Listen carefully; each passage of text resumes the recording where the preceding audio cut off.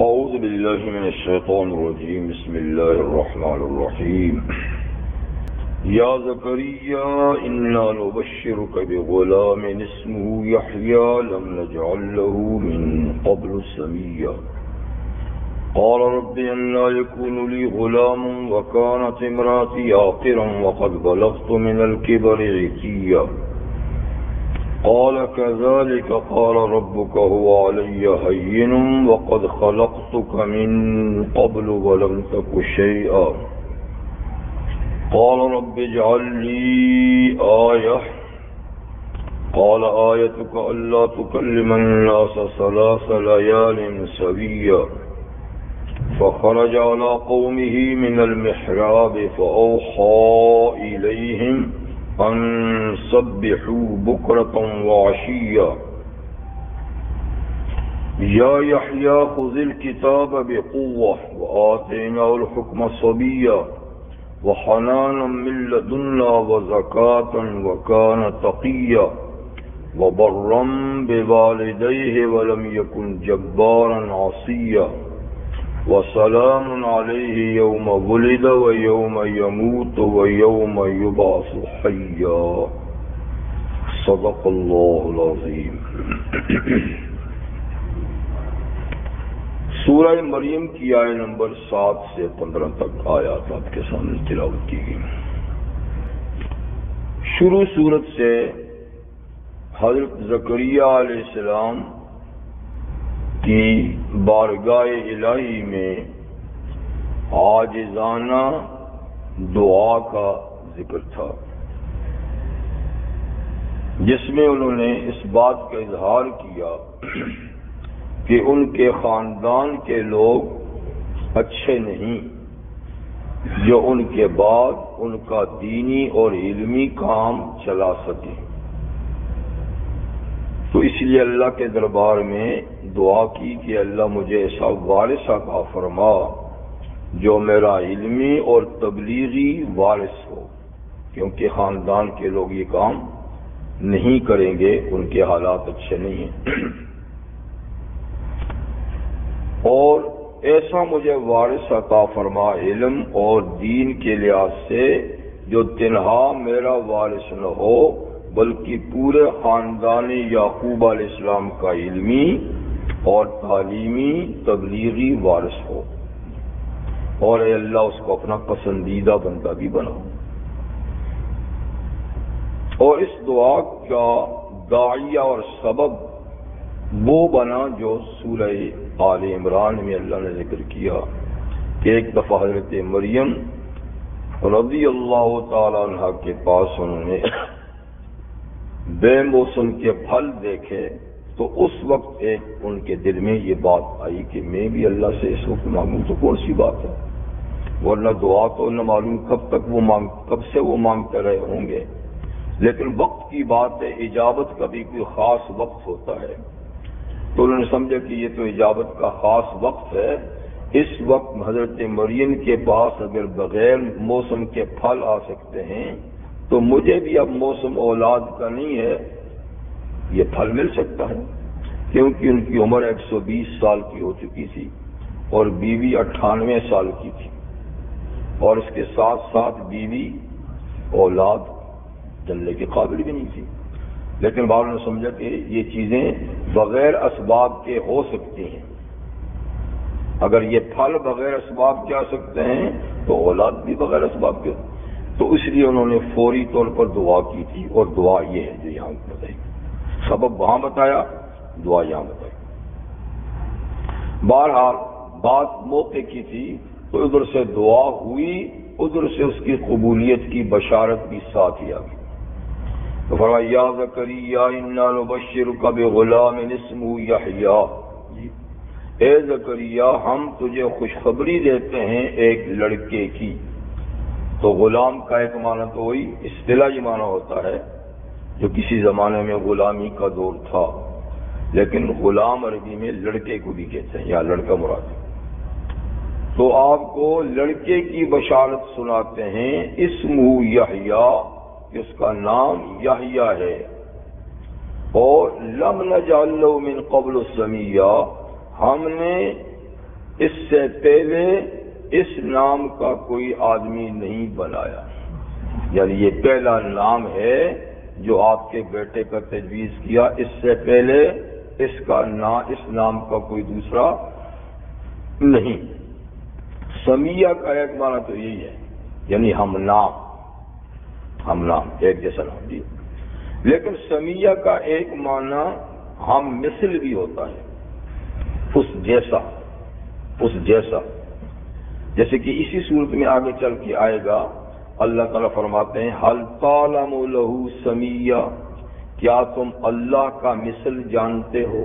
تو وہاں سمیہ کا معنی مثل ہے، یعنی اللہ جیسا کوئی ہے تمہیں پتہ ہے، تو وہاں سمیہ کا معنی ہم مثل ہے، اور یہاں اس کا معنی ہم نام تو ہے ہی، لیکن اس کا نام ہم مثل بھی آپ کر سکتے ہیں کہ ہم نے یحییٰ کو بعض ایسی خصوصیتیں دی ہیں کہ اور کسی کو نہیں دیں، اور ان خاص خصوصیات میں یحییٰ علیہ السلام بے مثل ہیں۔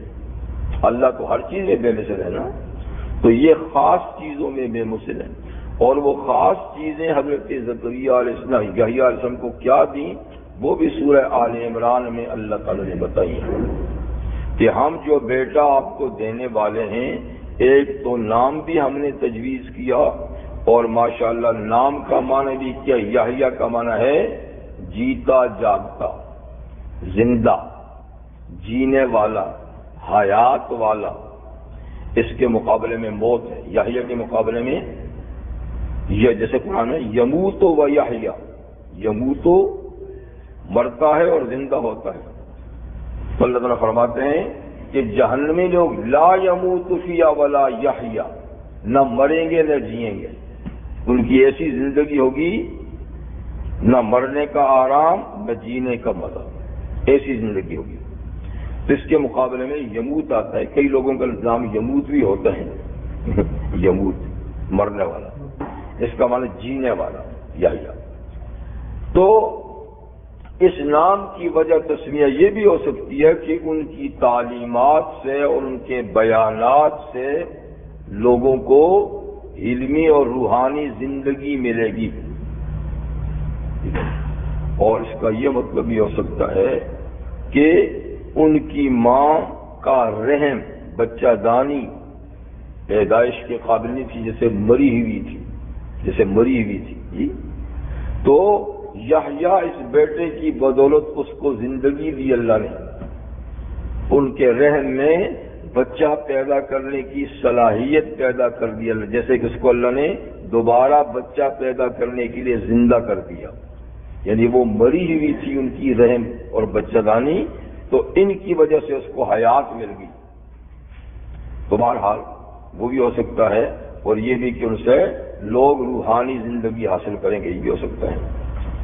تو سمیہ کا معنی ہم نام بھی ہوا، سمیہ کا معنی ہم مثل بھی ہے جی، تو گویا حضرت یحییٰ علیہ السلام بے مثل بھی ہیں کہ ان کو اللہ نے بعض ایسی خصوصیات عطا فرمائیں کہ جن کی مثل نہیں، جماعت انبیاء کرام میں اس کی مثل نہیں، اور یہ جزوی فضیلت ہے، کلی فضیلت تو دوسرا بڑے نبی کو حاصل ہے، جیسے کلی فضیلت تو نبی کریم علیہ السلام کو سب پر حاصل ہے، پھر ابراہیم علیہ السلام ہیں، موسیٰ عیسیٰ علیہ السلام ہیں، اور کئی انبیاء کرام ہیں جو فضیلت کے لحاظ سے ان کا مقام بہت اونچا ہے، لیکن بعض ایک دو چار چیزیں کسی ایک نبی میں ایسی ہوتی ہیں جو دوسروں میں نہیں ہوتی، تو اس کے لحاظ سے وہی ممتاز ہوتا ہے۔ تو اسی طریقے سے حضرت یحییٰ علیہ السلام میں کچھ چند ایسی چیزیں ہیں جو اوروں میں نہیں، انفرادی طور پہ، تو اس لحاظ سے وہ بے مثل ہوئے، جیسے سورہ آل عمران میں کہ سیدن، وہ بیٹا آپ کا سردار ہوگا، سردار کو کہتے ہیں اس کی قوم بات مانے، یعنی لوگ اس کی بات مانیں گے، سردار ہوگا۔ تو سردار ہونے کی صفت تو رحمت عالم صلی اللہ علیہ وسلم کی بھی ہے، اگرچہ حضور صلی اللہ علیہ وسلم نے اپنے آپ کو لوگوں کے منہ سے سید کہلانا پسند نہیں کیا، جیسے ایک دفعہ کچھ لوگ آئے تھے اور نے کہا انت سیدنا آپ ہمارے سردار ہیں. حضور نے فرمایا چپ کرو، السید هو اللہ، سردار اللہ ہے. کیونکہ حضور سمجھتے تھے کہ یہ اوپر سے باتیں کرتے ہیں. بعضوں کی عادت ہونے اوپر سے بڑی تعریفیں کرتے ہیں، اندر سے کچھ نہیں ہوتا. تو وہ بھی کچھ ایسے ہی تھے، لگی لپٹی باتیں کرنے والا. کر خاموش رہو، سید اللہ ہے. ورنہ سید حضور کی بھی صفت ہے. اور آپ نے فرمایا انا سید ولد آدم یوم القیامہ ولا فخر، میں قیامت کے دن تمام انسانیت کا سردار ہوں گا. اور کہتے ہیں میں فخر سے نہیں کہتا، یہ اللہ کی دی ہوئی نعمت ہے، اس پہ فخر نہیں کرتا، بلکہ یہ اللہ کی عطا ہے کہ قیامت کے دن سب کی شفاعت حضور کریں گے. کوئی نبی بھی شفاعت نہیں کرے گا شروع میں. تو فرمایا کہ میں اس دن ولد آدم کا سردار ہوں گا. اسی طریقے سے نبی کریم علیہ السلام نے سیدنا حسن بن علی رضی اللہ عنہ کے بارے میں فرمایا تھا ابنی ھذا سید، میرا یہ بیٹا یعنی نواسا سردار ہے، اور امید ہے کہ اللہ تعالیٰ اس کے ذریعے سے مسلمانوں کی دو بڑی جماعتوں میں اتفاق کرائے گا. تو وہ جو دو جماعتیں ہو گئی تھیں حضرت عثمان غنی کی شہادت پر، جی ایک حضرت معاویہ کے طرفدار ہو گئے تھے، ایک حضرت علی کے طرفدار ہو گئے تھے، اور اس میں جنگ بھی ہوئی اور بڑا معاملہ. بالآخر حضرت حسن کے صلح پر دونوں پھر اکٹھے ہوئے. اور ہمارا یہ بیٹا سردار ہے اور اللہ اس کے ذریعے سے. تو بہرحال سردار اس کو کہتے ہیں. تو نبیوں میں جن کو اللہ تعالیٰ نے خود سردار کا لفظ کہا تو وہ حضرت یحییٰ سیدن، سردار ہوگا. وہ حصوراً، دوسری صفت، اور وہ حصور ہوں گے.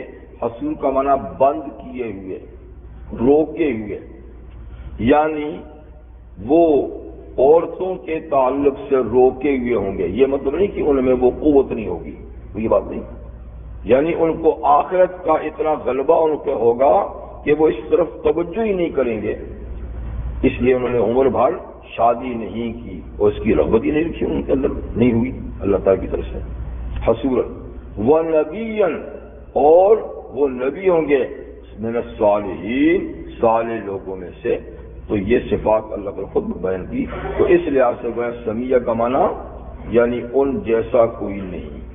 تو دو صفتیں ایسی ہوئی جی. تو دو صفتوں میں سے یعنی باقی صفات تو ہیں، نبی اور بھی ہیں، صالح اور بھی ہیں، سردار اور بھی ہیں، لیکن حصور ایک ایسی صفت ہے جس میں وہ بے مثل ہے. کوئی نبی حصور نہیں، سب نے شادیاں کی ہیں، اور عیسیٰ علیہ السلام بھی آ کر شادی کریں گے.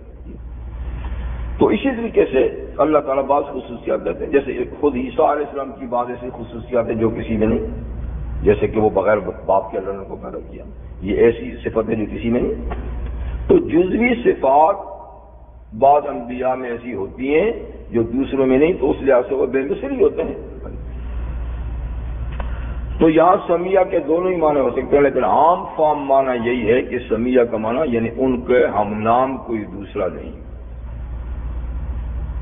جب یہ بشارت سنی قال رب اللہ یکون لی غلام وکانت امرأتی عاقرا وقد بلغت من الکبر عتیا، تو انہوں نے درخواست پیش کی کہ میرے پروردگار میرے بیٹا کیسے ہوگا. اوپر مانگتے بھی ہیں، جب ملنے کی بشارت ہے کہ کیسے ہوگا، لیکن یہ کیسے ہوگا کا یہ نہیں، کا کیسے ہونے کا مطلب یہ نہیں ہے کہ ان کو شک تھا ہونے میں، ایسی بات نہیں. ان کو یقین تھا کہ جب اللہ نے بشارت دی ہے تو ہوگا ہی ہوگا، اور اللہ قادر اور ہر طریقے سے دے سکتا ہے. یہ سوال کیفیت کا ہے. اللہ بمانے کیف آئے، یعنی کیفیت کیا ہوگی بچہ ہونے کی. یعنی ہم میاں بیوی جوان کر دیے جائیں گے یا یوں ہی بوڑھے رہیں گے، تو کیسے ہوگا، کیسے ہوگا. اللہ یکون لی غلام، کیسے ہوگا میرا بیٹا، جبکہ ظاہری اسباب اس کے مطابق نہیں. کانت امرأتی عاقرا، کی میری بیوی بانجھ ہے، وقد بلغت من الکبر عتیا، اور میں بھی بڑھاپے میں انتہائی کمزوری کو پہنچ چکا ہوں. جیسے اوپر نے ذکر کیا نا، اوپر بھی ذکر کیا کہ میری ہڈیاں کمزور ہو گئی ہیں اور میرے سر کے بال جو ہیں وہ سفیدی سے بھڑک اٹھے ہیں، یعنی کہ میں انتہائی بڑھاپے کو پہنچ چکا ہوں۔ تو اطباء کہتے ہیں کہ انسان، یعنی ایک عام بات ہے، بعض لوگوں کی بات نہیں، عام طور پہ اگر آدمی قدرتی آفات و بلیات اور بیماریوں سے بچ جائے تو اللہ نے جو انسان کا ڈھانچہ بنایا ہے وہ 120 سال تک چل سکتا ہے، اور 120 سال میں پھر یہ عمارت جو ہے نا ڈھیلی پڑ جاتی ہے، کمزور ہو جاتی ہے، اللہ یہ کہ کسی کو اللہ تعالیٰ کو ہزاروں سال بھی زندہ رکھ سکتے ہیں، اس کی بات نہیں ہے، اور کوئی بہت چھوٹی عمر میں بھی چلے جاتے ہیں، لیکن ایک محتاط اندازہ ہے ڈاکٹر کا، اعلی طب کا، تو گویا یہ 120 سال تک ہے۔ صحابہ کرام رضوان اللہ علیہم اجمعین میں حضرت حکیم بن حزام رضی اللہ عنہ 120 سال کے تھے۔ حکیم بن حزام رضی اللہ عنہ یہ حضرت خدیجہ الکبریٰ رضی اللہ عنہ کے رشتہ داروں میں سے تھے، اور بڑے سیدھے سادے آدمی تھے۔ فتح مکہ کے دن یہ مسلمان ہوئے، اور ان کی خوبیوں میں سے ایک یہ ہے کہ جیسے مشہور ہے کہ حضرت علی بیت اللہ کے اندر پیدا ہوئے، آل تشیع تو بڑا اچھالتے ہیں اس بات کو نا، مولود کعبہ کے نام سے، کہ کعبہ کے اندر پیدا ہوئے، تو حضرت حکیم بن حزام بھی کعبہ کے اندر پیدا ہوئے، مگر ان کے پیچھے پارٹی نہیں کہ اس کو اچھالیں، مطلب جب پارٹی ہو تو اچھالتی ہے نا، ان کے پیچھے کوئی پارٹی نہیں ہے کہ ان کو بھی اچھالے کہ بھائی وہ بھی تو مولود کعبہ ہے، وہ بھی تو بیت اللہ کے اندر پیدا ہوئے ہیں۔ تو کہیں ان کی والدہ محترمہ طواف کے لیے آئی ہوں گی کوئی باتیں، تو ہنگامی طور پر بھی ولادت ہو جاتی ہے، جیسے آپ ہم پڑھتے رہتے ہیں کہ فلاں جہاز میں ولادت ہوگی، یہ فلاں جگہ میں، تو کبھی گھر سے باہر اچانک بھی ولادت ہو جاتی ہے۔ تو اس طریقے سے یہاں بھی اچانک ولادت ہو سکتی ہے، یہ نہیں کہ بچہ جننے کے لیے وہ بیت اللہ میں، مسجد میں کون بچہ جنتا ہے، مسجد تو پاک ہے، اس میں تو بچہ جن کے کوئی خاتون آ بھی نہیں سکتی پاک ہوئے بغیر۔ تو یہ اتفاقی بات ہے کہ کہیں حضرت علی کی والدہ آئی ہوں گی اور اسی وقت وہ کیفیت ہوگی، جیسے ان کی والدہ آئی تو وہی کیفیت ہوگی۔ تو عبارت یہ بھی مولود کعبہ ہے رضی اللہ تعالیٰ عنہ، اور عمر ان کی بھی میں نے کہا 120 سال تھی۔ ان سے زیادہ عمر حضرت سلمان فارسی کی تھی۔ صحابہ میں سب سے زیادہ معمر سلمان فارسی رضی اللہ تعالیٰ سے، ان کے بارے میں تو 200-250 سال کی بات آتی ہے۔ ہاں جی، وہ بہت بڑے معمر تھے۔ انہوں نے حضرت عیسیٰ علیہ السلام کے صحابہ کو دیکھا، یعنی حضرت عیسیٰ علیہ السلام اس دور سے بھی ہو، اور وہ شروع میں انہی کے ساتھ عیسائی ہو گئے تھے اپنا مذہب سے، خود تو ان کا مذہب آگ کے پوجنے والوں میں سے تھا، تو وہ اس سے بھاگ کر عیسائی ہو گئے تھے، اور پھر عیسائیوں میں چلتے چلتے چلتے جب اچھے عیسائی نہیں رہے تو آخری جو ان کا استاد تھا اس نے کہا اب میرے بعد عیسائیوں میں کوئی صحیح عیسائی نہیں ہے، کبھی پھر میں کہاں جاؤں گا؟ کہا آپ تو آخری نبی کا انتظار کر۔ تو آخری نبی کہاں آئیں گے؟ تو نے پھر مثال دی کہ اس طرح ہوگا، یعنی کھجوروں کے باغات جہاں ہوں گے گاؤں شہر میں، تو اس میں وہ پیدا ہوئے۔ تو پھر وہ اس طریقے سے مدینہ منورہ میں یہودیوں کے کسی قافلے کے ساتھ آئے، اور یہودیوں نے جو مسافر آدمی تھے، ایرانی تھے، انہوں نے ان کو کسی یہودی پر بیچ دیا، غلام بنا دیا، تو پھر وہ غلامی کی زندگی گزارتا ہے جہاں تک حضور تشریف لائے۔ تو مطلب وہ بڑی عمر کے تھے، اور پھر حکیم نظام یہ بڑی عمر کے تھے۔ تو میرا بیٹا کیسے ہوگا، اور میری بیوی بانجے، اور میں بھی بڑھاپے کی انتہا کو پہنچ چکا ہوں۔ تو بڑھاپے کے اثرات یا اور جسمانی یا طبی اثرات جیسے عام لوگوں پہ آتے ہیں تو انبیاء کرام پر بھی آتے ہیں۔ جوانی ہوتی ہے، بچپنا ہوتا ہے، بڑھاپا آتا ہے، اور انبیاء کرام بھی ان ساری کیفیات سے متاثر ہوتے ہیں۔ خود رحمت للعالمین صلی اللہ علیہ وسلم زندگی کے آخری 2 سال کمزور ہو گیا تھا جسم بہت، اور کمزوری کی وجہ سے نفل نماز پھر بیٹھ کے پڑھا کرتے تھے، حالانکہ حضور سے عمر کے لحاظ سے زیادہ بوڑھے نہیں تھے، 53 یعنی 63 سال کی عمر کی بڑھاپا نہیں، میں ابھی 63 سال کا ہوں، تو یہ کوئی بڑھاپا نہیں ہے، اور مشکل سے آپ کے سر اور داڑھی میں کوئی 20 بال سفید تھے، باقی مسئلہ داڑھی تھی، لیکن باقی جسمانی طور پہ یعنی آپ کمزور ہو گئے تھے بیٹھ کے۔ تو مطلب کہ کمزوری کے اثرات انبیاء کرام پر بھی آتا ہے، جیسے بیماری آتی ہے، صحت ہوتی ہے، ساری چیزیں ہوتی ہیں۔ قال کذالک، تو اس کا جواب یہ ملا کہ ایسے ہی تمہیں بیٹا ملے گا، تمہیں دوبارہ جوان نہیں کریں گے، ایسے ہی اسی عمر میں تمہیں بیٹا ملے گا، بوڑھے ہوتے ہوئے، بیوی کے بانجھ ہوتے ہوئے ایسے ہی بیٹا ملے گا۔ قال ربک هو علی ہین، آپ کے رب نے کہا ہے کہ یہ بات مجھ پر آسان ہے، کوئی مشکل نہیں کہ بڑھاپے میں اور بانجھ خاتون سے بیٹا پیدا کروں، مجھ پر یہ مشکل نہیں، مجھ میں بھی آسان ہے۔ اور فرماتے ہیں اس پہ کیوں تعجب کرتے ہیں، یہاں تو پھر جیسے تیسے ماں باپ ہیں۔ وَقَدْ خَلَقْتُكَ مِنْ قَبْلُ وَلَمْ تُكْ شَيْئًا، اے زکریا اس سے پہلے میں تجھے پیدا کر چکا ہوں، حالانکہ تو کچھ تھا ہی نہیں۔ تو تجھے پیدا کیا تو تھا ہی نہیں، تیرا کوئی تذکرہ تھا، تو کہاں تھا، تو تجھے بنا ڈالا۔ تو تجھ سے اور تیری بیوی سے بچا دینا میرے لیے کیا مشکل ہے۔ تو بہرحال اللہ تعالیٰ ایک اور جگہ فرماتے ہیں هَلْ أَتَىٰ عَلَى الْإِنسَانِ حِینٌ مِّنَ الدَّهْرِ لَمْ یَکُنْ شَیْئًا مَّذْکُورًا، یقیناً ہر انسان پر ایک ایسا دور آیا ہے کہ وہ قابل ذکر چیز ہی نہیں تھا۔ ہمارا کیا ذکر تھا، نہ تھے، کچھ بھی نہیں تھا، آج ہے۔ تو فرمایا کہ میرے لیے یہ بات کوئی مشکل نہیں ہے۔ تو یہ ان کو یقین ہو گیا کہ اسی حالت میں ہمیں بیٹا ملے گا۔ اب مارے خوشی کے ایک اور درخواست پیش کر دی، خوشی کے بارے میں۔ قال رب اجعل لی آیہ، فرمایا اے میرے رب میرے لیے کوئی نشانی مقرر کر دیجئے۔ تو نشانی کا مطلب یہ نہیں کہ نشانی کے بغیر مجھے یقین نہیں گا، وہ بات نہیں، یعنی نشانی مقرر کر دیجئے کہ اس نشانی کے آنے میں بھی اور زیادہ تجھے یاد کروں، شکریہ میں اور بھی زیادہ۔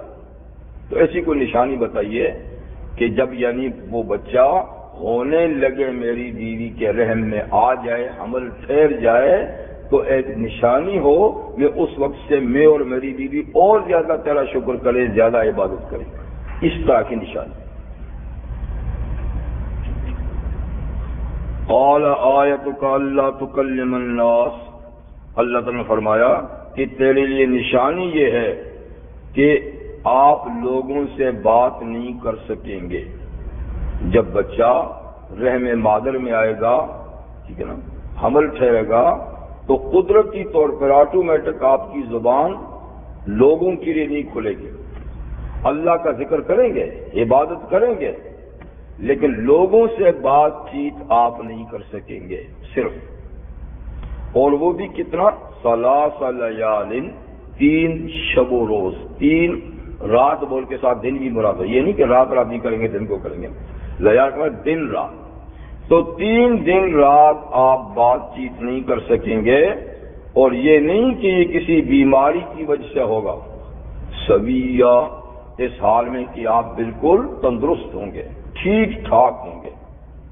بعض لوگ تو کی بیماری کسی نہیں بول سکتے نا، یا لاغر ہیں، کمزور ہیں جی، یا فرض کریں منہ میں کوئی تکلیف ہے نہیں بول سکتے، زبان نہیں چلتی، تو کوئی چیزیں ہوتی ہیں، رکن پیدا ہو جاتی ہے، ایسی کوئی بات نہیں ہوگی، کسی بیماری کی وجہ سے بات چیت سے نہیں رکیں گے، بلکہ آپ سویہ بالکل ٹھیک اور تندرست ہوں گے، لیکن اچانک آدمی سے بات نہیں ہوگی، اللہ سے بات کر سکیں گے، ذکر کر سکیں گے، تسبیحات پڑھ سکیں گے، نماز پڑھ سکیں گے، لیکن لوگوں سے بات نہیں کر سکیں گے، تو یہ ہم پابندی لگا دیں گے۔ تو یہ نشانی ہوگی کہ بیٹا اب مارز وجود میں آ رہا ہے۔ جب یہ بات ہوئی اور جب بچہ ہونے لگا تو 3 دن بات سے رک گئے۔ فخرج علی قومی من اب یہ کیا کرتے تھے اپنے عبادت خانے میں محراب، اس محراب کو نہیں کہتے جو ہم مسجدوں میں بناتے ہیں، اس کو بھی محراب کہتے ہیں، لیکن دراصل محراب مخصوص عبادت کے کمرے کو کہتے ہیں۔ ایک تو مسجد سب کے لیے ہے، ایک مخصوص جیسے کہ وہ کمرہ ہو ایک آدمی اس میں بیٹھ کے عبادت کرتا ہے تو اس کو محراب کہتے ہیں۔ تو مسجد اقصی میں اس قسم کے کمرے بنے ہوئے تھے جو اللہ کی جیسے کہ حضرت مریم کے لیے ایک بنایا تھا، ان کا بھی اپنا ایک کمرہ تھا جس میں عام طور پر نفلی عبادت کرتے تھے۔ تو فخرج علی قوم من المحراب، تو اپنے مخصوص عبادت کے کمرے سے اپنی قوم کی طرف نکلے تو زبان تو بند تھی، بات نہیں کر سکتے تھے۔ تو فاوحی الیہم، یا وحی کے معنی وحی کا معنی نہیں ہے، وحی کا معنی بھی اصل میں خفیہ اشارہ ہوتا ہے، تو یہاں صرف اشارہ ہی معنی ہے۔ فاوحی الیہم، تو ان کی طرف اشارہ کیا، ہاتھ سے اشارہ کیا، ان سبحوا بکرۃ وعشیا، کہ اے لوگو صبح و شام اللہ کی تسبیح بیان کرو۔ تو گویا تبلیغ کا فریضہ آپ نے انجام دیا، پھر بھی منہ سے نہیں بول سکے تو اشارے سے کہہ دیا لوگوں کو کہ بھائی نماز پڑھا کرو، صبح و شام اللہ کی تسبیح کبھی نماز کے لیے بھی بولی جاتی ہے۔ تو صبح شام کا مطلب یہ کہ ان کے ہاں شاید دو نمازیں ہوں، صبح کی اور شام کی، تو صبح و شام اللہ کی تسبیح بیان کرو، یا عام تسبیحات مراد ہوں گی یا نماز مراد ہوگی، تو اشارے سے لوگوں کو کہا۔ یہ بات ہوگی۔ اور اس کے بعد حضرت زکریا علیہ السلام پیدا ہوئے۔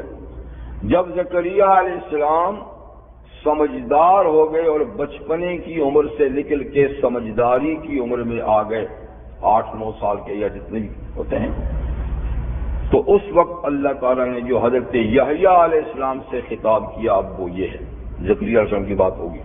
اب یحییٰ علیہ السلام سے، یا یحییٰ خذ الکتاب بقوہ، جب وہ سمجھدار ہو گئے تو اللہ تعالیٰ نے اے یحییٰ خذ الکتاب بقوہ، کتاب کو مضبوطی سے پکڑ، کتاب کو مضبوطی سے پکڑ۔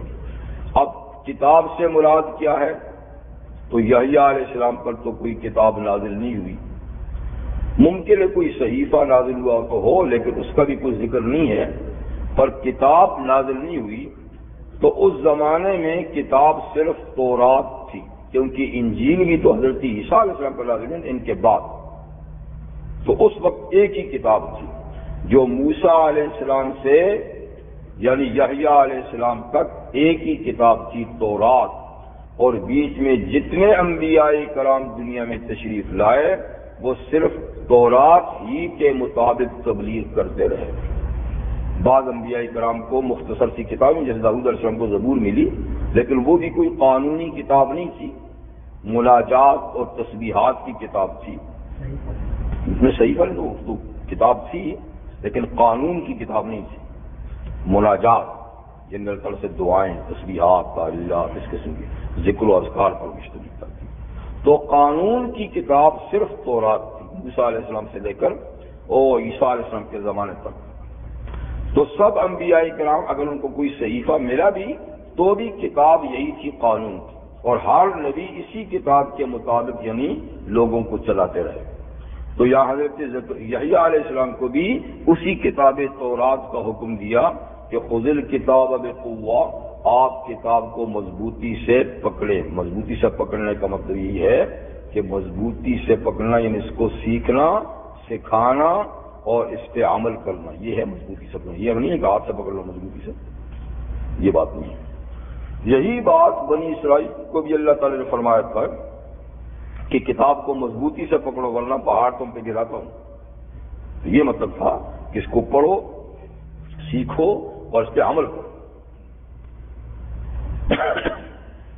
وَآتَيْنَا الْحُكْمَ صَبِيًّا، اور ہم نے ان کو یعنی یحییٰ علیہ السلام کو حکم کا معنی فیصلے کی بات یا حکمت کی باتیں، اور اس کو نبوت، کبھی نبوت سے بھی تعبیر کیا جاتا ہے کہ نبوت دے دی تھی صبیہ بچپنے میں، جب وہ بچے تھے، صدی کا بچہ، تو ہم نے ان کو حکمت یا نبوت بچپنے میں دی تھی، جبکہ اللہ تعالیٰ کا اصول نبوت دینے کے بارے میں کیا ہے؟ 40 سال کے بعد نبوت دی جاتی ہے انبیاء کرام کو، اور خود نبی کریم صلی اللہ علیہ وسلم کو بھی 40 سال پورے ہونے پر نبوت ملی۔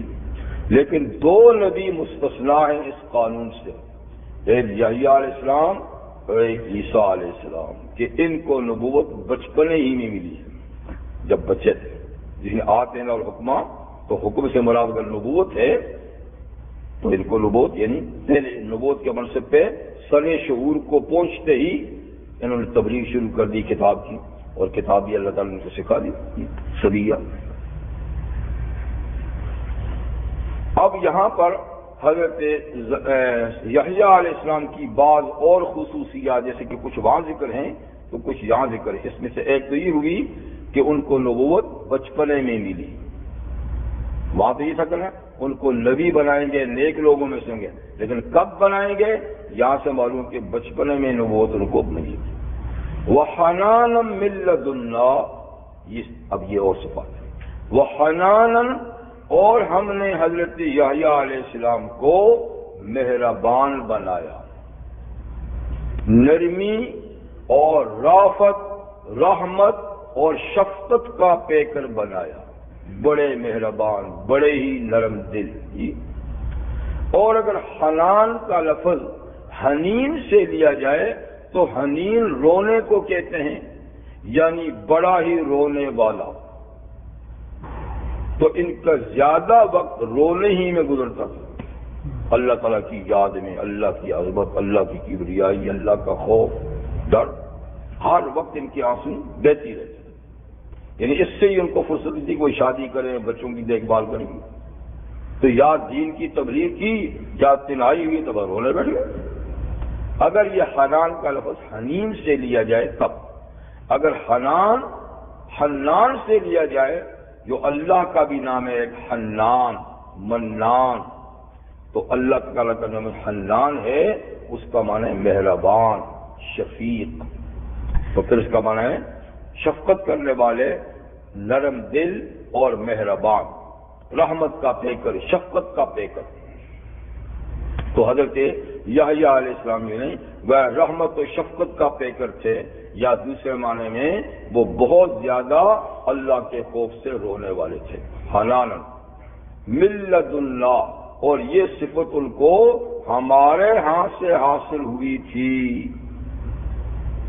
یعنی اس میں کسی غیر کی تربیت کا دخل نہیں، حالانکہ ان کے مربی بھی اللہ کے نبی تھے، والد ان کے جی، لیکن بہرحال نبی کی تربیت تو اللہ خود ہی کرتے ہیں، چاہے باپ مربی کیوں نبی کیوں نہ ہو، ہر نبی کی مربی اللہ تعالیٰ خود ہوتے ہیں۔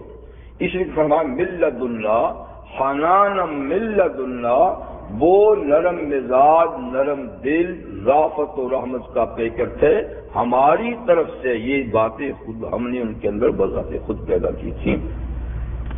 اور وزکاتن، اور وہ انتہائی پاک باز تھے، ان میں ہر نبی پاک باز ہوتا ہے، لیکن یہ صفت بھی حضرت یحییٰ علیہ السلام میں خاص طور پہ پائی جاتی تھی کہ وہ بڑے ہی پاک باز تھے، یعنی ظاہر و باطن کے لحاظ سے بڑے ہی نفیس الطبع جی، اور قلب و روح کے لحاظ سے انتہائی پاکیزہ، ہر نبی انتہائی پاکیزہ ہوتا ہے قلب و روح کے لحاظ سے۔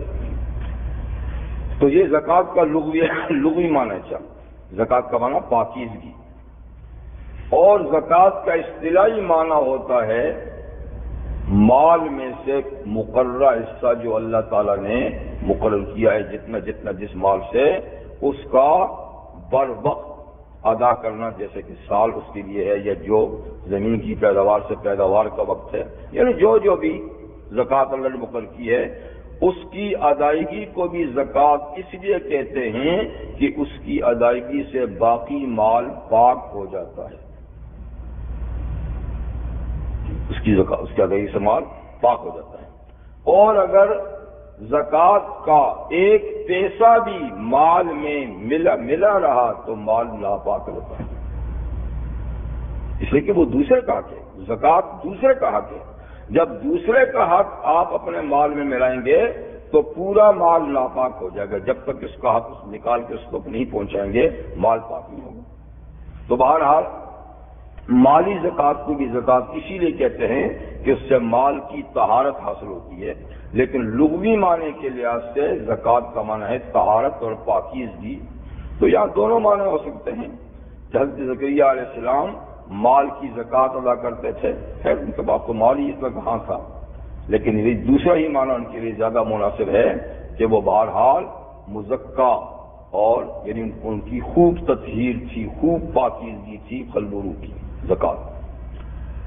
اس پر مزید فرما وکان تقیہ، اور بڑے ہی متقی اور پرہیزگار تھے، بڑے ہی متقی۔ ہر نبی اپنی امت میں سب سے زیادہ متقی ہوتا ہے، کوئی امتی تقوی میں نبی تک نہیں پہنچ سکتا۔ جیسے حضور صلی اللہ علیہ وسلم نے فرمایا انا اتقاکم باللہ، میں تم سب سے زیادہ اللہ سے ڈرتا ہوں۔ تو نبوت کا مقام اتنا عالی ہے کہ نبی کے کسی عمل تک ساری امت مل کے بھی رسائی حاصل نہیں کر سکتی، ساری امت۔ وہ اپنے مقام کے لحاظ سے یعنی ان کا عمل اتنا اونچا ہوتا ہے۔ تو وکان تقیہ، اور وہ انتہائی درجے کے متقی تھے۔ تو حنان، نرم دل تھے یا رونے والے تھے، اور یہ صفت ہمارے پاس سے ان کو ملی، اور انتہائی صاحب طہارت تھے، پاکیزہ تھے۔ وکان تقیہ، اور وہ بہت اعلیٰ درجے کے متقی پرہیزگار تھے۔ یہ معاملات تو اللہ کے ساتھ ہیں، حقوق اللہ کے ساتھ ان کا تعلق ہے۔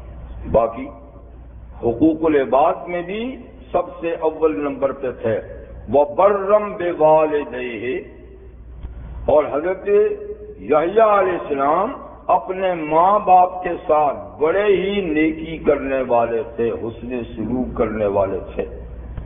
بر کا معنی نیک ہوتا ہے، اپنے ماں باپ کے ساتھ انتہائی نیکی کا برتاؤ کرنے والے تھے۔ ظاہر بات ہے کہ ماں باپ بھی نبی ہوں اور بیٹا بھی نبی ہو تو پھر تو ایک مثال ہے، کون تک پہنچ سکتا ہے۔ تو ماں باپ کے ساتھ یعنی وہ حسن سلوک رکھنے والے تھے۔ حقوق العباد میں پہلا نمبر حقوق کا ماں باپ ہی کا آتا ہے، جیسے قرآن مجید میں بھی جا بجا اللہ نے اپنے حق کے بعد حقوق العباد میں ماں باپ کے حق کا تذکرہ کیا ہے، وبالوالدین احسانا، کہ ماں باپ کے ساتھ حسن سلوک رکھو۔ اس کے بعد جو ہے باقی آل قرابت ہیں، اور پھر مساکین ہیں، غرباء ہیں، اور دوسرے عام مسلمان ہیں، اور اس کے بعد آل کفر کا درجہ بھی آتا ہے، یعنی درجہ بدرجہ تمام انسانوں کے حقوق، اور پھر انسانوں کے بعد اسلام میں جانوروں کے بھی حقوق ہیں۔ تو ماں باپ سے یہ حقوق شروع ہوتا ہے، ماں باپ، پھر قریبی رشتہ دار، اور پھر اس کے بعد جو ہیں کم گرے پڑے لوگ جو غریب، جیسے کہ یتیم ہو گئے، مسکین ہو گئے، فقیر ہو گئے، اس طرح مسافر ہو گئے، اور پھر جیسے کہ پڑوسی ہو گئے، اور اسی طریقے سے سلسلہ چلتے چلتے آل محلہ ہو گئے، آل شہر ہو گئے، آل وطن ہو گئے، پھر وطن کے ساتھ متصل دوسرا وطن ہو گیا۔ تو یہ درجہ بدرجہ مسلمانوں کے حقوق ہیں، اور پھر اس کے بعد آل کفر کے بھی حقوق ہیں تمام انسانوں کے، اور انسانوں کے بعد پھر جانوروں کے حقوق ہیں۔ تو اس طریقے سے یہ سلسلہ، اور انسانوں کے بعد جانوروں کے بعد پھر نباتات کے بھی حقوق ہیں، درختوں کے، پودوں کے، کہ بلا وجہ کوئی درخت نہ کاٹا جائے، بلا ضرورت کے کوئی پودا نہ توڑا جائے، بلکہ درخت لگائے جائیں، پودے لگائے جائیں، زمین کو خوشنما بنایا جائے۔ تو ایک بڑی تفصیل ہے حقوق کی۔ تو حقوق کے بارے میں جتنا مفصل ذکر اسلام میں ہے، اور تاکید بھی کسی دوسرے مدد پہ نہیں، لیکن ان سب میں نے کہا سب سے اول نمبر کس کا ہے؟ ماں باپ کا ہے۔ اس لیے کہ ماں باپ انسان کے اس دنیا میں آنے کا بھی سبب ہے۔ سبب اول تو اللہ تعالیٰ کی ذات ہے، لیکن دوسرے سبب کے طور پر ماں باپ ہیں. اور پھر یہ کہ دنیا میں آنے کے بعد سن شعور یا بلوغ تک اولاد کی تربیت بھی وہی کرتے ہیں، اور اس کے لیے بہت مشکلات ان کو جھیلنی پڑتی ہیں، اور یہ سب کچھ بے لوث خدمت ہوتی ہے. سب سے بڑی بات یہ ہے کہ ماں باپ کے ذہن میں یہ نہیں ہوتا کہ یہ بچہ بچی بڑے ہو کر مجھے یہ دیں گے مجھے وہ نہ ملے، یہ ان کے ذہن میں نہیں ہوتا. جیسے اللہ تعالیٰ نے بے لوث اپنی مخلوق پیدا کی ہے، جیسے کہ وہ شعر ہے، من لکردم خلق تا سودے کنم بلکہ تا بربندگان جودے کنم. یعنی اللہ تعالیٰ فرماتے ہیں، شاعر کے اللہ فرماتے ہیں کہ میں نے مخلوق اس لیے نہیں پیدا کی کہ ان سے کوئی فائدہ اٹھاؤں گا، یہ میرا کچھ کام کریں گے، بلکہ اس لیے پیدا کیا تاکہ ان پر احسان کروں. تو بس ماں باپ کی حال یہ ہے، یعنی وہ اولاد کی خدمت اور تربیت اس لیے نہیں کرتے کہ یہ بڑے ہو گئے مجھ کو کوئی فائدہ پہنچائیں گے، یہ ذہن میں نہیں ہوتی بات، بلکہ بالکل بے لوث کرتے ہیں. اگر کوئی حاشیہ خیال میں کہ دور دور یہ بات ہو تو ہو بھی، لیکن عموماً نہیں ہوتی، بے لوث خدمت ہوتی ہے. تو اس لحاظ سے اللہ نے اپنے بعد، کیونکہ ایک تقریباً خلق مجازی کے طور پر بھی بات ہے، پھر تربیت اصل رب العالمین تو اللہ تعالیٰ ہیں، اور تربیت کے لحاظ سے بھی ان کا ہی مقام ہے. تو اللہ تعالیٰ نے اولاد کے ذمے ان کی یعنی خدمت کو لازمی قرار دیا ہے، اور یہ کہ ان کی طرف سے یعنی اولاد کی طرف سے ماں باپ کو معمولی درجے کی بھی اذیت نہیں پہنچنی چاہیے، معمولی درجے میں. یعنی باتوں میں بسا اوقات آدمی کچھ ایسی بات کر جاتا ہے نا، بظاہر کچھ نہیں لگتا لیکن اندر سے کچھ سلگا جاتا ہے، اور ان کے سامنے اف تک بات نہیں کرو، تو بڑا مقام ہے. خوش نصیب ہیں وہ لوگ جو اپنے ماں باپ کے ساتھ ایسا برتاؤ کرتے ہو، جو ایسا برتاؤ کرتے ہو اس کا صلہ اللہ دنیا میں بھی ان کو دیتا ہے، کہ اللہ آگے پھر ان کو ایسی اولاد یا ایسے خدمتگار دے دیتے ہیں کہ جیسا انہوں نے ماں باپ کے ساتھ برتاؤ کیا تھا، وہ اپنی اولاد ہو یا کوئی اور ہو، وہ ایسا خادم اس کو دے دیتے ہیں کہ وہ اس کی خدمت اسی انداز سے کرتا ہے. یہ تو میرا اپنا تجربہ ہے. ہاں جی. تو یعنی یہ نقد فائدہ ہے، اصل فائدہ تو جنت کی صورت میں ہوگا، گناہوں کی مغفرت کی صورت میں ہوگا. اور اسی طریقے سے انتہائی بد نصیب انسان وہ ہیں کہ جن سے ان کے ماں باپ کو اذیت اور تکلیف پہنچتی ہے، اور وہ اپنی اس بد نصیبی کا، اذیت رسانی کا خمیازہ آخرت میں جو بھگتیں گے، لیکن دنیا میں بھی ان کو ضرور بھگتنا ہوتا ہے. یعنی بعض ایسے گناہ ہیں کہ ان کی نقد بھی سزا ہوتی ہے، آگے کی تو چھوڑیے، ان میں سے ماں باپ کی خدمت یا ان کی اذیت کا مسئلہ ہے. تو اس لیے فرمایا کہ ورم بے والدے، حضرت یحییٰ علیہ السلام اپنے ماں باپ کے بڑے ہی خدمتگار تھے، ان کے ساتھ حسن سلوک کرنے والے تھے، نیکوکار تھے. ولم یکن جبارا عصیا، اور حضرت یحییٰ علیہ السلام نہ تھے جبار کہتے ہیں سرکش، باغی، حکم توڑنے والا، ٹھیک ہے نا. تو مطلب ہے کہ یہ منفی صفت ہے، وہ تو مثبت صفات ہے. اس طرح کے تھے، اس طرح کے نہیں تھے. انہوں نے کبھی جبر نہیں کیا، کبھی تکبر نہیں کیا، کبھی غرور نہیں کیا، کبھی سر نہیں اٹھایا، اور کبھی حکم کی عدولی نہیں کی، نہ اللہ کی نہ ماں باپ کی. جیسے کہ دنیا میں جبار ہوتے ہیں، یعنی وہ لوگ جو انتہائی متمرد، شیطان صفت، متکبر، سرکش، اللہ کے قانون کے باغی، ان کو جبار کہا جاتا ہے. تو جبار اللہ تعالیٰ کی بھی صفت ہے، اور واقعی جبار اور متکبر تو اللہ کی صفات ہے. بندہ ہو کر وہ جبار بنے، بندہ ہو کر متکبر بنے، یہ تو جوڑ ہی کچھ نہیں ہے. یہ تو بے جوڑ کام ہے. کوئی کرتا ہے سر اٹھا کے چلتا ہے اور اپنے آپ کو کچھ کہہ کے سینہ تان کے چلتا ہے، غرور کی باتیں کرتا ہے، یہ تو اس کو زیب ہی نہیں دیتا. مٹی سے پیدا ہوا، ذرا دیکھ پیدا کس چیز سے ہوا ہے؟ ہاتھ سے پیدا ہوا. اس نے فرمایا کہ وہ جبار نہ تھے، سرکش نہیں تھے، کیونکہ یہ اللہ کی مختص صفت ہے جو بندے میں نہیں ہونی چاہیے. یعنی کچھ صفات تو ایسی ہیں اللہ کی جو ایسی ہیں جو بندوں کو بھی اپنانی چاہیے ایک حد تک. جیسے رافت و رحمت کی صفت اپنے اندر پیدا کریں، نرم مزاجی کی اپنا، اور لوگوں کے مربی ہونے کی صفت. اس طرح کئی صفات کو اپنانے کا حکم ہے. وہ پوری تو نہیں، کچھ نام کے طور پہ تو آ سکتی ہیں، لیکن کچھ ایسی صفات ہیں کہ وہ تو اللہ کی ایسی مختص صفات ہیں کہ وہ تو بندے کے ساتھ اس کے تعلق کافی تعلق ہی نہیں، جوڑ نہیں. جیسے کہ متکبر ہو گیا، جیسے کہ جبار ہو گیا، یا جیسے کہ رحمان والی صفت ہوگی، رحیم کی ہو سکتی ہے، رحمان کی مختص اللہ کے ساتھ. جی لیکن جبار کا ایک دوسرا معنی بھی ہے، اور وہ ہے ٹوٹی ہوئی چیز کو جوڑنا، جس کو کہتے ہیں جبر نقصان. فلانے کا جبر نقصان کر دیا، اس کا نقصان پورا کر دیا. اسی سے کہتے ہیں ٹوٹی ہوئی ہڈی کو جوڑنا. جس چیز سے جوڑتے اس کو جبیرہ کہتے ہیں. اور پٹی کو بھی جبیرہ کے لیے پٹی نہیں باندھتے ہم، اس لیے کہ اس سے بھی چیز کو باندھا جاتا ہے نا. تو اس معنی میں بھی جبار یہ استعمال ہوتا ہے، لیکن وہ مبالغے کا لفظ نہیں، جبار نہیں ہے، جبر ہے. جبر تو جبر ہو سکتا ہے، جبار نہیں ہو سکتا. اور جبر بھی بنسبت اس معنی کے ہو سکتا ہے جو ٹوٹی ہڈی کو یا ٹوٹی چیز کو یعنی جوڑنے والا.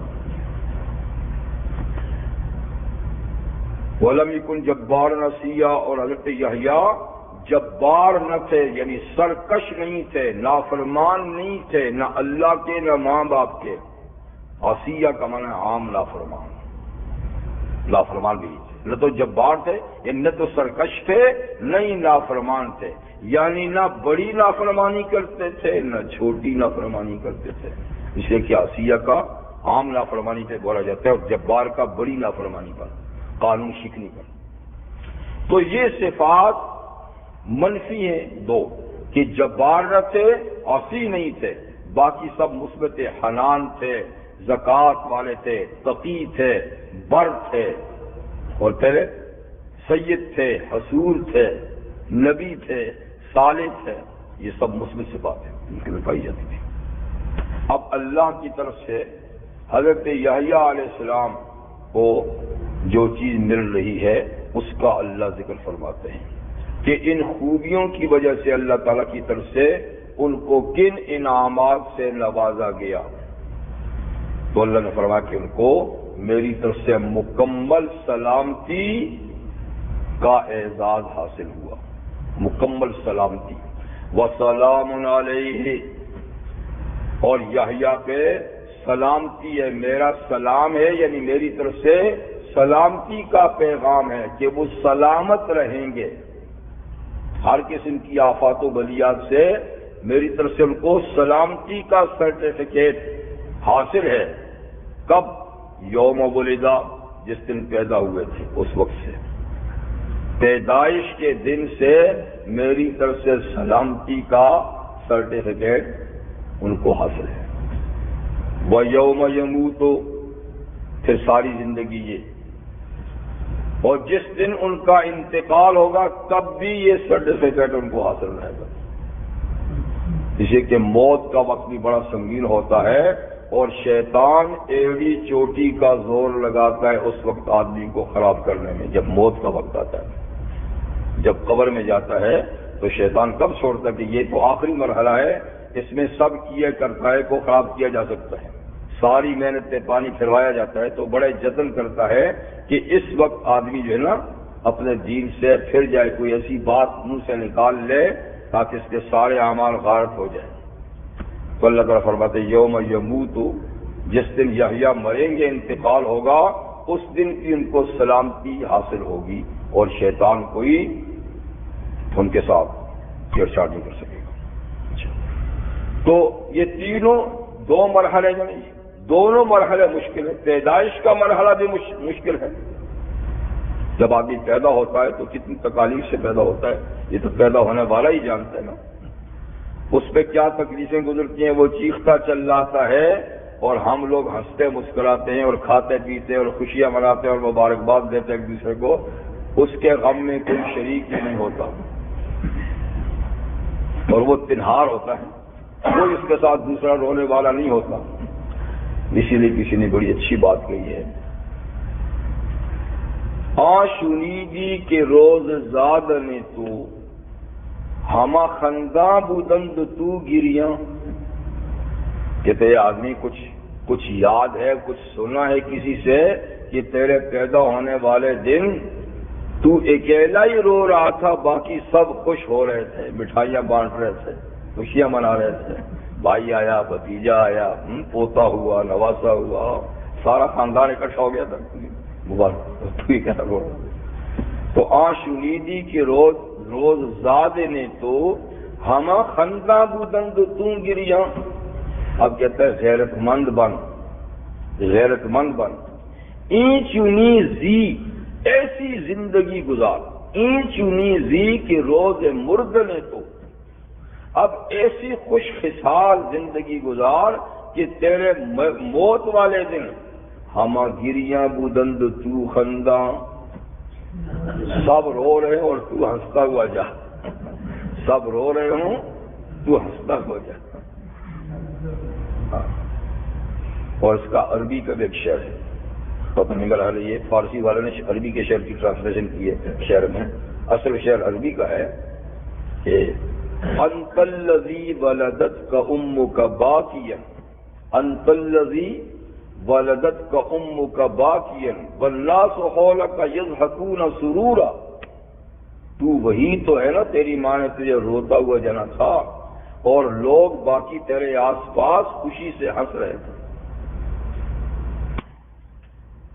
فاحرص علی عمل تکون اذا بکوا فی یوم موتک ضاحکا مسرورا، اب تو حریص بن جا ایسے عمل کرنے کا کہ جب تیری موت کے دن وہ رو رہے ہوں تو ہنس رہا ہو، یعنی یہ بدلہ ہے، تو غیرت مند یعنی اپنا بدلہ چکاتے ہیں، تو یوں بدلہ چکا، وہ رو رہے ہیں تو ہنس رہا، چلیے۔